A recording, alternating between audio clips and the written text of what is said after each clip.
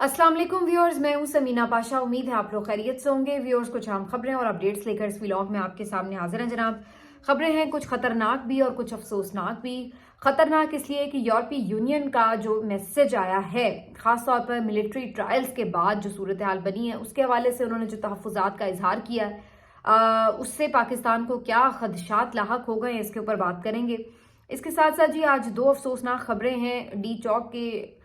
शहदा से जुड़ी। एक तो एक और जो जख्मी थे डी चौक में गोली लगने से जख्मी हुए थे, वो आज नहीं जख्मों की ताब ला सके और जाँ बहक हो गए हैं। और इसके साथ साथ जो एक अनीस सत्ती नामी नौजवान शहीद हो गया था डी चौक पर, उसके अहले खाना से मुतल्लिक बहुत बहुत ही तशवीशनाक किस्म की खबरें आ रही हैं। ये सब आपके साथ शेयर करते हैं। इसके साथ जी इमरान खान साहब की सज़ा लेट हो रही है, तो इसमें अब कब सुनाई जाएगी और क्या इसके बारे में हतमी फैसला हुआ है, ये आपके साथ शेयर करूंगी। और फिर इसके साथ साथ कुछ दीगर खबरें हैं जो आपके साथ शेयर करेंगे इस व्लॉग में। आपसे रिक्वेस्ट है कि चैनल को सब्सक्राइब कर लें अगर अभी तक सब्सक्राइब नहीं किया। बात का आगाज करेंगे जी यूरोपीय यूनियन की स्टेटमेंट से। यूरोपीय यूनियन ने आज एक स्टेटमेंट जारी किया है, खास तौर पर जो कल एक फैसला सुनाया गया। 25 जो पाकिस्तानी शहरी हैं उनको फौजी अदालतों से सजाएं सुनाई गई हैं। तो इस फैसले के हवाले से जब मैंने आपके साथ बात की थी व्लॉग में, तो मैंने तभी आपसे कहा था कि अब इस किस्म के फैसले दुनिया में एक्सेप्टेबल नहीं होते। उसकी वजह यह है कि दुनिया अब महज़ब हो चुकी है और इंसानी हुकूक जो है उसके हवाले से जाहिर है कुछ कवानीन मौजूद हैं, और चूंकि हम इसी प्लानट पर रहते हैं तो हमें इन कवानीन का एहतराम भी करना होता है। इस पे बहुत से लोग ये सवाल उठाते हैं कि जी ये जो यूरोपीय ममालिक हैं, जो दीगर वेस्टर्न कंट्रीज हैं, ये कौन सा हर जगह पे ये रूल्स अप्लाई करते हैं। ये बात बिल्कुल दुरुस्त है कि इनके दोहरे मयार हुआ करते हैं, लेकिन बात वही है कि ये कंट्रीज चूंकि तरक्की याफ्ता हैं, ये सुपर पावर्स हैं, ये कंट्रीज मजबूत हैं, तो ये अपने हवाले से फैसले भी कर लेते हैं और अपने फैसलों को तब्दील भी कर लेते हैं। लेकिन हम जैसी थर्ड वर्ल्ड कंट्रीज जो कि इन कंट्रीज के ऊपर डिपेंडेंट होती हैं, जाहिर है कि ये उनके हवाले से अपनी जो पॉलिसी है उसको एक मुख्तलिफ अंदाज से देख रहे होते हैं। तो अब ये यूरोपीय यूनियन की तरफ से जो एक अहम आज एक ट्वीट भी आया है और एक रिस्पॉन्स आया जिसको उन्होंने ट्वीट किया है बाकायदा उनके स्पोक्स पर्सन ने, वो मैं आपके साथ शेयर कर देती हूँ। उनकी तरफ से कहा गया है कि जी ये जो 25 लोगों को मिलिट्री कोर्ट से सजाएं सुनाई गई हैं, इन सजाओं के हवाले से हमारे तहफ़्फ़ुज़ात हैं और हमें तशवीश है, क्योंकि ICCPR के तहत, इसके आर्टिकल 14 के तहत ये बात तयशुदा है कि जो भी कोई शहरी है उसको मुकम्मल तौर पर एक मुनसिफाना ट्रायल का, फेयर ट्रायल का और पब्लिक ट्रायल का हक हासिल है। यानी उसका क्लोज ट्रायल नहीं होगा, बंद कमरे में ट्रायल नहीं होगा, बल्कि पब्लिकली ट्रायल होगा और उसको उसका एक पूरा हक हासिल है एक ऐसी आज़ाद और गैर जानिबदार अदालत से कि जो अपने फैसले से मुतल्लिक तमाम वजूहात भी दर्ज करे। और ये भी उसमें उसने जिक्र किया है कि चूंकि पाकिस्तान भी एक ऐसा मुल्क है जो कि जो ICCPR के कवानीन हैं उसको फॉलो करता है, तो इस हवाले से अब हमें तशवीश है कि जो फौजी अदालतों में सजाएं सुनाई गई हैं वहां पर क्या जो इंसाफ के तकाजे हैं वो पूरे किए गए हैं या नहीं। साथ ही उन्होंने ये बाकायदा मेंशन भी किया है कि ये कंट्रीज जो कि GSP+ स्टेटस इंजॉय कर रही हैं उनके लिए ख़ास तौर पर ये देखा जाता है कि वो उन तमाम कवानीन को फॉलो कर रही हैं या नहीं जो बाकी ममालिक जो रज़ाकाराना तौर पर इनको फॉलो करते हैं, और पाकिस्तान भी उनमें एक शामिल मुल्क है। तो ये उनकी तरफ से ख़ास तौर पर एक याद दहानी का पैगाम असल में आया है। अब आप इस चीज़ को अगर समझिए तो बेसिकली आपको ये एक वार्निंग मिल गई है कि जनाब आप अगर अपनी मर्जी से, जो मर्जी कानून को फॉलो करते हुए, जिस मर्जी अंदाज से अपने सियासी इंतकामी जो भी आप इन फैसलों को नाम दे लें कि आप करते फिर रहे, तो ये ऐसा नहीं है कि ये बाकी सारी दुनिया में इसी तरह से एक्सेप्टेबल होंगे। ये एक बहुत खतरनाक बात है और इससे पाकिस्तान का जो GSP+ स्टेटस है वो खतरे में आ जाता है। GSP+ स्टेटस क्या है? ये बेसिकली आपको जो तिजारत है उसके हवाले से एक खास ईज फराहम कर दी जाती है, कुछ आसानियां होती हैं, کچھ آپ کے لیے فیورڈ کنڈیشنز ہوتی ہیں کہ جس کے تحت جو دیگر ممالک ہیں وہ آپ کے ساتھ آزادانہ تجارت کر سکتے ہیں اور آپ کو ایک پرکشش جگہ ڈکلیئر کرتے ہیں آزاد تجارت کے ماحول کے لیے بھی، سیکورٹی کے حساب سے بھی۔ اس میں کئی چیزیں ہوتی ہیں جن کو دیکھا جاتا ہے کہ جی ان تمام چیزوں کو فالو کیا جا رہا ہے، آپ کے ملک کا ماحول کیسا ہے، عدالتیں وہاں پہ کیسے کام کر رہی ہیں، سیکورٹی سچویشن کیا ہے، بہت ساری چیزیں اس میں ہوتی ہیں، اور انٹرنیشنل لاز کو، منی لانڈرنگز کو، ان تمام چیزوں کو آپ کس طریقے سے ڈیل کر رہے ہیں، اور اس کے حساب سے آپ کو یہ سٹیٹس ملتے ہیں، جس کا مطلب یہ ہوتا ہے کہ جو پاکستان کے علاوہ دیگر کنٹریز ہیں جو پاکستان میں انویسٹمنٹ کرنا چاہیں، جو بھی کنٹریز یہ سٹیٹس انجوائے کرتی ہیں، تو بیسکلی یہ آپ کہہ سکتے ہیں کہ ایک طرح سے ایک این او سی آپ اس کو کہہ لیں، یا ایک طرح سے اس کو آپ ایک ایسی کنٹری کہہ لیں کہ جہاں پہ ایک بہتر ماحول ہے، کہ جہاں پر آپ انویسٹمنٹ کر سکتے ہیں، تجارت کر سکتے ہیں۔ تو آپ جب ان لاز کو فالو نہیں کرتے، ان کی قوانین کی خلاف ورزی کرتے ہیں، تو پھر ظاہر ہے آپ شکنجے میں آتے ہیں، اور پھر جو دیگر کنٹریز ہیں وہ تحفظات کا بھی اظہار کرتی ہیں کہ جناب یہاں پر انسانی حقوق کی وائلیشن ہو رہی ہے، تو پھر یہ جو چیزیں ہیں یہ آپ کی نیگیٹو مارکنگ ہوتی ہے، جس کی وجہ سے خدا نخواستہ یہ سٹیٹس جو آپ کو بڑی محنت کے بعد ملا تھا، یہ سٹیٹس خدا نخواستہ واپس بھی لیا جا سکتا ہے۔ اسی طریقے سے اب آپ ایف اے ٹی ایف کی بات کریں یا دیگر اس طرح کی کئی لسٹس بنی ہوتی ہیں جس میں مختلف ممالک کی سیکیورٹی کے حوالے سے، اور جیسے میں نے کچھ چیزوں کے نام لیے، ان تمام چیزوں کے حوالے سے انڈیکس ہوتے ہیں، پوری ان کے اوپر آبزرویشن ہوتی ہے، ریسرچ ہوتی ہے، اسٹڈی ہوتی ہے، مشنز آتے ہیں، اور وہ یہ تمام چیزوں کی رپورٹس کلیکٹ کرتے ہیں، اور ان رپورٹس کی بنیاد کے اوپر یہ سٹیٹس وغیرہ مختلف ممالک کو ملا کرتے ہیں۔ تو اس کے لیے ایک بڑی تگ و دو ہوتی ہے، آپ کو بڑی محنت کرنی پڑتی ہے، ایسی قانون سازیاں کرنی پڑتی ہیں، ایسے ماحول بنانے پڑتے ہیں، ایسے قوانین بنانے پڑتے ہیں کہ جس کی وجہ سے جو دیگر کنٹریز ہیں وہ آپ کو ایک پرکشش جگہ سمجھیں، کنسیڈر کریں تجارت کے لیے اور دیگر تعلقات اور سفارتکاری کے لیے بھی۔ تو اب آپ جب اپنے بغض میں، انا میں، انتقام میں اس حد تک اندھے ہو جائیں کہ اب آپ کو کچھ اور نظر ہی نہیں آ رہا، اور آپ سمجھتے ہیں کہ جی نہیں ہماری عدالتیں سزائیں نہیں دے رہی تو ہم نے زبردستی اب سزائیں دینی ہیں، تو لہٰذا ہم فوجی عدالتوں سے سزائیں دلوا دیتے ہیں۔ کن کو؟ کیا دہشت گردوں کو آپ نے سزائیں دلوائی ہیں؟ نہیں جی، عام سیاسی کارکن جو ایک احتجاج پر نکلے ہوئے تھے ان کو آپ 10-10 سالوں کی سزائیں سنوا رہے ہیں، اور اس سے بھی بڑھ کر بھی اب سزاؤں کی باتیں ہم گونج سن رہے ہیں کہ اور بھی اس سے بھی زیادہ سزائیں سنانے کی امکان بھی ہے، کوشش بھی کی جا رہی ہے۔ تو آپ اندازہ لگائیے کہ صرف اپنی انا کو سیٹسفائی کرنے کے لیے ملک کا جی ایس پی پلس سٹیٹس بھی یہ لوگ داؤ پر لگانے کے لیے جو ہے اس وقت تلے بیٹھے ہیں۔ اللہ نہ کرے ایسا ہو، یہ پاکستان کے لیے بہت نقصان دہ خبر ہوگی، اور پاکستان کی معیشت تو پہلے ہی ہچکولے کھا رہی ہے۔ تو ایسے موقع کے اوپر اگر آپ اس طرح کی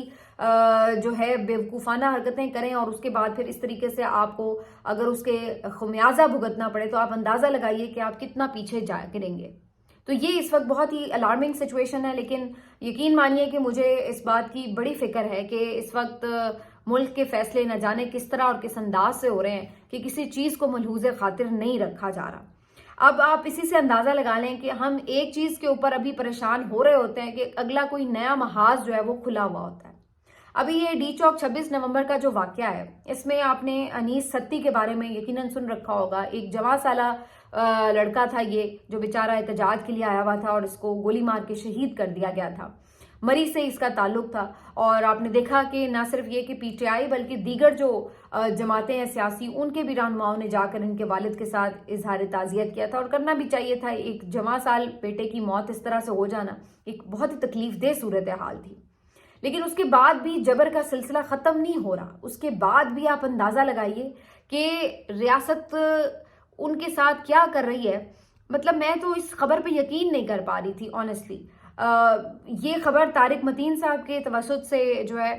ہم سب تک پہنچی ہے، اور انہوں نے دوپہر میں یہ ٹویٹ کیا اور بتایا کہ ان کا انیس ستی کے جو والد ہیں، جن کے ساتھ وہ ادروائز بھی رابطے میں رہتے رہے ہیں،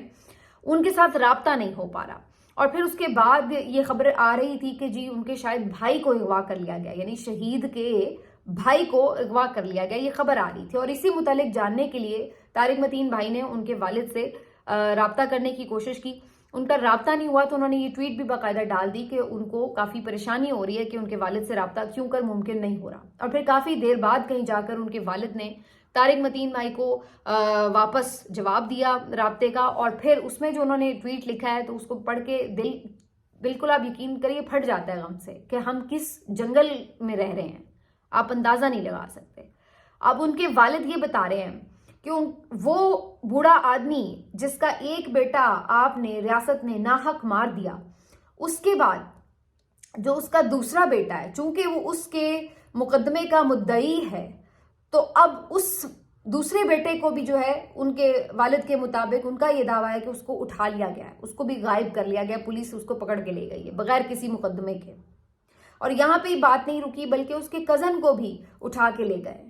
اب جو ایک اوور آل اس وقت سچویشن بنتی نظر آ رہی ہے، اس میں امکان تو یہی نظر آ رہا ہے کہ بنیادی طور پر اس بوڑھے والد کو، اس کے بیٹے کو، اس کے کزن کو دباؤ میں لایا جا رہا ہے کہ وہ کسی طرح اس کیس کی پیروی سے باز آ جائیں، اور اس خدشے کا اظہار انہوں نے خود اپنے اس ٹویٹ میں دعویٰ کرتے ہوئے لکھا ہے۔ اب آپ اندازہ لگائیے کہ یہ ہم کس ملک میں رہ رہے ہیں۔ مطلب میں ابھی تک بھی اس تکلیف سے خود کو جب سوچتی ہوں اس میں کہ یعنی آپ کا بیٹا شہید ہو چکا ہے اور آپ کا دوسرا بیٹا بھی اٹھا کر لے گئے، تو آپ سوچیے کہ اس بوڑھے والد کے اوپر اس وقت کیا گزر رہی ہے۔ انہوں نے اس میں واضح طور پر لکھا ہے کہ جو ان کا ایک بیٹا ہے وہ شہید ہو چکا ہے، اور دوسرا بیٹا جو ہے اس کو جو ڈی پی او ہے وہ اٹھا کے لے گئے ہیں، اور دوسری طرف انہوں نے بتایا کہ جو ایک اور ان کے کزن ہے ان کو اسلام آباد پولیس کا ایک اور جو انسپیکٹر ہے وہ اٹھا کے لے گیا، اور وہ اس میں واضح طور پر اس بات کو کہہ رہے ہیں کہ اس کی وجہ یہی ہے کہ مقدمے سے پیروی سے منع کیا جا رہا ہے۔ یہ ان کی صورتحال ہے کہ ایک تو بندہ مار دو اور اس کے بعد اس کو رونے نہ دو، اس کو لاش نہ ملے، اگر وہ کسی طرح لاش لینے میں کامیاب ہو جائیں تو پھر اس کو دوبارہ ڈراؤ دھمکاؤ کہ خبردار جو انصاف کے لیے عدالت کا دروازہ کھٹکھٹایا، یہ بھی نہیں کرنے دیں گے۔ آپ دیکھیے کہ ہم کس ملک میں رہ رہے ہیں۔ اس کے بعد ایک اور، ابھی اس پہ آپ پریشان ہو رہے تھے کہ اتنے میں ایک اور شخص کے شہید ہو جانے کی خبر ملی، اور اٹک سے یہ ان کے کارکن تھے، شاید وہاں کے کوئی ضلعی عہدیدار ہیں، لیکن کافی دیرینہ پی ٹی آئی سے وابستہ تھے، ادریس صاحب جی۔ اور یہ ادریس جو ہیں ان کے بارے میں پہلے بھی ایک دو ویڈیوز ہم نے دیکھی تھی کیونکہ یہ وہاں پر موجود تھے، اور ان کے بارے میں یہ خبر کافی زیادہ مشہور تھی، ڈیفرنٹ ولاگر سے انہوں نے شاید انٹرویوز میں بات بھی کی ہوئی تھی۔ تو ان کے بارے میں لوگ اکثر یہ بتا رہے تھے کہ یہ روزے رکھ رہے تھے، اور ان کا یہ کہنا تھا کہ عمران خان کی رہائی تک یہ روزے رکھتے رہیں گے، اور یہ احتجاج میں اس وقت شامل تھے۔ ان کی کئی ویڈیوز اور فوٹیجز موجود ہیں جو اس وقت سوشل میڈیا پر کافی وائرل ہیں۔ کسی میں یہ فٹ پاتھ پر سوئے ہوئے ہیں، کہیں پر یہ پی ٹی آئی کا جھنڈا اٹھائے احتجاج میں جا رہے ہیں، ایک جگہ پر یہ گاڑی میں بیٹھے ہوئے ہیں بات کر رہے ہیں، اور پھر جب ان کو گولی لگی ہے، ان کے پیٹ میں ایک سائڈ پہ گولی لگی ہوئی تھی، اور جب یہ گولی لگی ہے جس طرح سے ان کو گاڑی میں منتقل کیا گیا، یہ ساری ویڈیو موجود ہے۔ تو یہ سارے شواہد یہاں پہ بالکل موجود ہیں ویڈیوز کی صورت میں۔ جب ان کو ڈی چوک پر گولی ماری گئی، یہ زخمی ہوئے، تو ان کو اسلام آباد منتقل کیا گیا، وہاں پر ان کو طبی امداد دی گئی، اور اس کے بعد ان کی تھوڑی طبیعت سنبھلی بھی، کیونکہ پھر ایک ویڈیو ایسی بھی ہے جس میں یہ بظاہر تو ہسپتال میں ہیں، کیونکہ ان کو سارا وہ انہوں نے ہسپتال والا گاؤن پہنا ہوا ہے، اور باقی جو ان کو یعنی ٹریٹمنٹ بھی مل رہا ہے، تو وہیں پہ اسپتال کے بیڈ کے اوپر ان کی ویڈیو ہے جس میں یہ فون پہ بات کر رہے ہیں، اور اس میں یہ قدرے بہتر محسوس ہو رہے ہیں کہ جیسے طبیعت سنبھل گئی ہو، اور یہ بتا رہے ہیں کہ جی ایک تو گولی لگی ہوئی ہے، زخمی ہوں، علاج معالجہ بھی کرانا ہے، اور اوپر سے ایجنسیوں اور پولیس والوں نے تنگ کیا ہوا ہے کہ وہ دھمکتے ہیں، وہ آ کے دباؤ ڈالتے ہیں، وہ کبھی خوف لگا رہتا ہے کہ یہ گرفتار نہ کر لیں، تو یہ سب کچھ ہو رہا ہے، تو چھپتے چھپاتے بھی پھر رہے ہیں اور ساتھ میں بیچاروں کو علاج بھی کرانا ہے۔ اور پھر بعد میں جب یہ پشاور منتقل ہوئے ہیں ابھی دوران علاج ہی، لیکن شاید پھر بعد میں کوئی اور کمپلیکیشن ہو گئی جس کی وجہ سے پھر یہ جانبر نہ ہو سکے، اور آج کے دن یہ شہید ہو گئے۔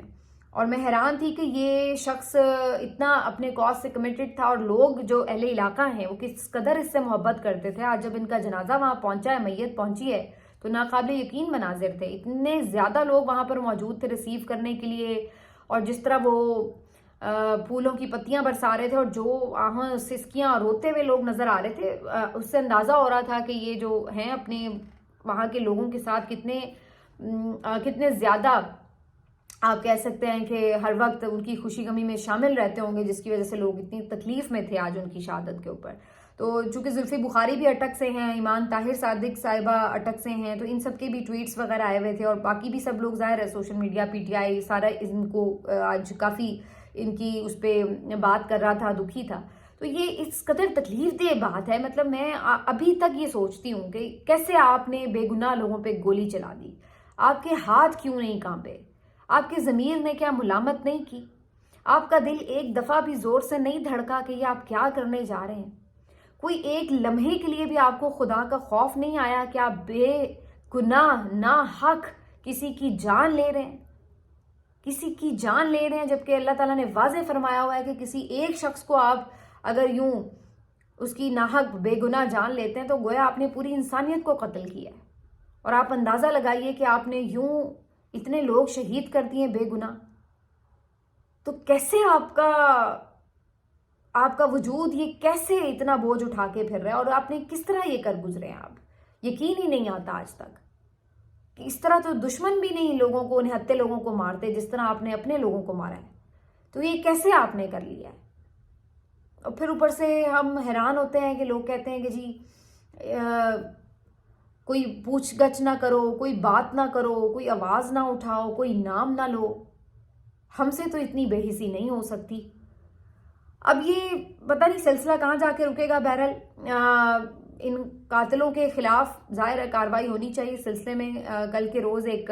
ہیئرنگ بھی ہے، دیکھتے ہیں کہ اس ہیئرنگ میں کیا ہوتا ہے، کیونکہ بیرسٹر گوہر صاحب نے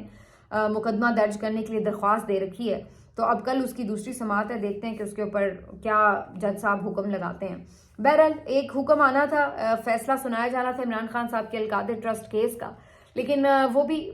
آخری خبر یہی اب آئی ہے، فائنلی انفارم کر دیا گیا فارملی عمران خان صاحب کے وکلاء کو کہ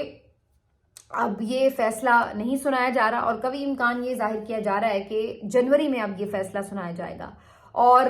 اس کی بھی 2-3 وجوہات بتائی جا رہی ہیں. ایک تو یہ وجہ بتائی جا رہی کہ جو مین وائل اگر مذاکرات وغیرہ جو کچھ بھی ہوتے ہیں تو ظاہر ہے اس کے حوالے سے بھی اثر رہے گا کہ اس کے مطابق ہی فیصلے ہوں گے، اس کے مطابق ہی سزائیں سنائی جائیں گی. اور دوسری ایک وجہ یہ بھی بتائی جا رہی ہے کہ سزا اگر اس وقت بھی سنائی جاتی ہے، جب بھی سزا سنائی جاتی ہے، تو انہیں اس بات کا خدشہ ہے کہ کیس یہ بہت کمزور ہے. اور ہائی کورٹ میں تو جو ان کے اپنی طرف سے انہوں نے اسٹرانگ کیس بنائے تھے سائفر جیسے، وہ بھی نہیں ٹک سکے. تو ان کو اس بات کا خدشہ ہے کہ یہ تو 2-3 سماعتوں میں ہی کیس فارغ ہو جائے گا. اب یہ چاہ یہ رہے ہیں کہ اسلام آباد ہائی کورٹ میں تو سارے دبنگ جج بیٹھے ہوئے ہیں ایک آدھ کے علاوہ، تو انہوں نے اب یہ سوچ رکھا ہے کہ چونکہ نئی جو ترمیمیں وغیرہ قانون سازیاں ہوئی ہیں اس کے مطابق اب جو ہائی کورٹ ہے وہاں پر بھی مزید انہوں نے ججز جو ہیں وہ انڈکٹ کرنے ہیں. اور جوڈیشل کمیشن آپ کو پتہ ہے اس میں جو اس وقت عددی اکثریت ہے وہ حکومت کو حاصل ہے. تو اب ان کی کوشش یہ ہے کہ وہاں پر نئے جج ایسے تعینات کیے جائیں اسلام آباد ہائی کورٹ میں جن کو آسانی سے مینج کیا جا سکتا ہو، اور پھر ان کے تھرو جو ہے عمران خان کی سزاؤں کو برقرار رکھا جا سکے. یعنی جو گند انہوں نے ٹرائل کورٹ میں گھولا ہے، یہ چاہتے ہیں کہ ہائی کورٹ بھی اسی گند کو، ٹوکرے کو سر پہ سجا کے رکھیں. تو اس وجہ سے اب یہ کوشش میں اس میں ہوں گے کہ جناب یہ اس وقت کیس لگے جا کر جب ان کے من پسند ججز جو ہیں وہ یہاں پر پہنچ چکے ہوں، جو کہ ان کیسز کو اسی طرح ڈیل کریں جیسے کہ حکومت وقت چاہتی ہے. تو یہ بھی ایک وجہ جو ہے وہ بتائی جا رہی ہے. بہرحال اب یہ تو حتمی طور پر بعد میں ہی پتہ چلے گا، لیکن ان تمام چیزوں کے درمیان جی میں تو ویسے آنیسٹلی آج بتاؤں کہ اتنا دل برا ہوا تھا ان 2 خبروں کی وجہ سے کہ میرا دل ہی نہیں آج چاہ رہا تھا زیادہ بات کرنے کو، اور میں بالکل اپنے فلو میں آج بات نہیں کر پائی. لیکن حقیقت یہی ہے کہ اس وقت یہ ضرور ہے کہ ایک مستقل تاریخ رات ہے اور یہ تھوڑی لمبی ہو گئی ہے، لیکن اب جس طرح سے چیزیں موو کر رہی ہیں امید ہے کہ یہ انشاءاللہ جو ان کو پریشانی پڑ چکی ہے یہ انشاءاللہ ان سے ضرور جان چھوٹے گی. اور یہ ہم تو یہ چاہتے ہیں کہ ہم اپنی زندگی میں ان ظالموں کا عبرتناک انجام بھی انشاءاللہ دیکھیں. اس لیے یہ بہت ضروری ہے کہ تاکہ یہ جو ظلم کا سلسلہ ہے یہ تھم جائے، یہ رک جائے، ورنہ یہ نہیں رکے گا. کل کو اگر یہ بچ جاتے ہیں تو کل کو کوئی اور آنے والا سوچے گا کہ یار اس کا کیا بگاڑ لیا تھا، تو وہ اس سے بھی بڑھ کر ظلم کرنے والا ہوگا. تو ایک دفعہ سزائیں ملنا بڑی ضروری ہیں، ورنہ یہ سلسلہ نہیں رکنے والا. ملتے ہیں آپ سے اگلے ویلاگ میں، اپنا خیال رکھیے. اللہ حافظ.